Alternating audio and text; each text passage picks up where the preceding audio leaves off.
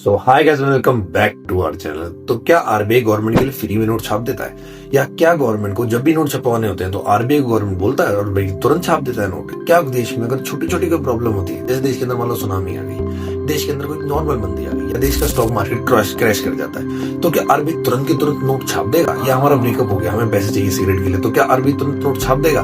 तो देखो, आरबीआई को जब भी करेंसी छापनी होती है तो गवर्नमेंट को रिजर्व बैंक ऑफ इंडिया को एक रिजर्व देना पड़ता है, यानी एक इकट्ठा एक अमाउंट देना पड़ता है, और वो रिजर्व होता है 200 करोड़ का मिनिमम। तो मिनिमम से मिनिमम रिजर्व हमारी गवर्नमेंट को आरबीआई को देना पड़ेगा। अब वो रिजर्व 200 करोड़ का है, रिजर्व है, तो क्या इसके अंदर इंडियन करेंसी है?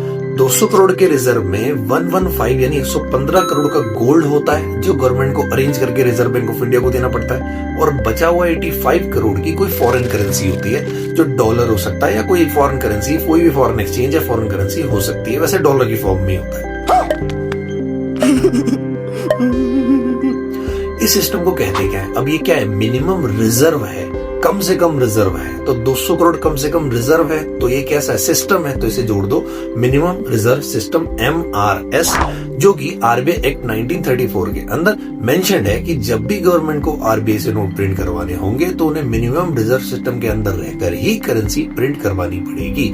ये लिमिटेशन इसलिए बनाई गई है ताकि जब चाहे जब मर्जी नोट ना छपवाए, जिससे इकोनॉमी में इन्फ्लेशन जो है वो बैलेंस्ड रहे, वो बहुत ज्यादा ना बढ़े। इस वजह से ये सिस्टम बनाया गया है।